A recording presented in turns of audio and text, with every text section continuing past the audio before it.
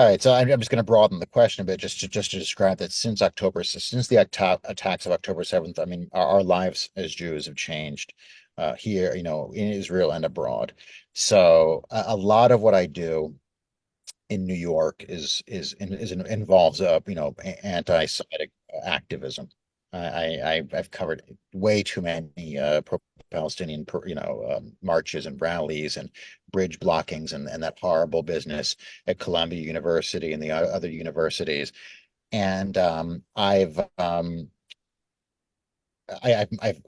a reporter, when I'm covering these things, I'm in the crowd. I'm essentially marching with them, and the experience is just completely soul crushing.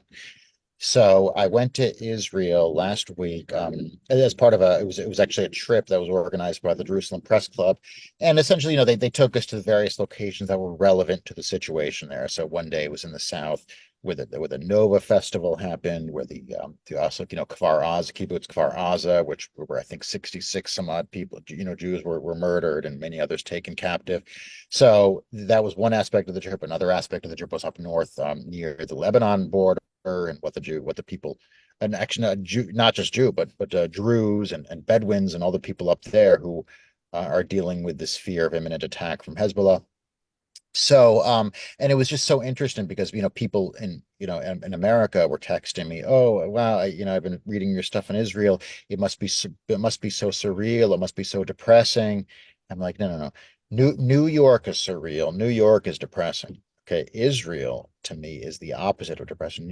Israel is real, with real people dealing with real issues who aren't in some kind of cult-like activist world they're living in. uh,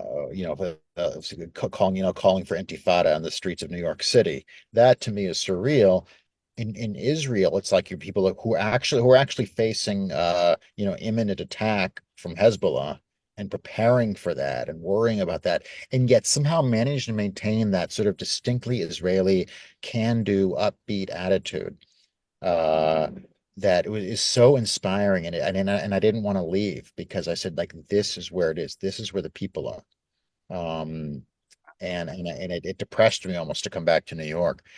So, as a matter of fact, when I came back to New York, one of the first places my first assignment back was I had to go to the Manhattan Court Arraignments section, and there was like a whole big group of pro-Palestinian, activists with that black and white Palestinian keffiyeh around their neck and their hair dyed pink, and just like acting like the people that they are. And I said, just get me out of here.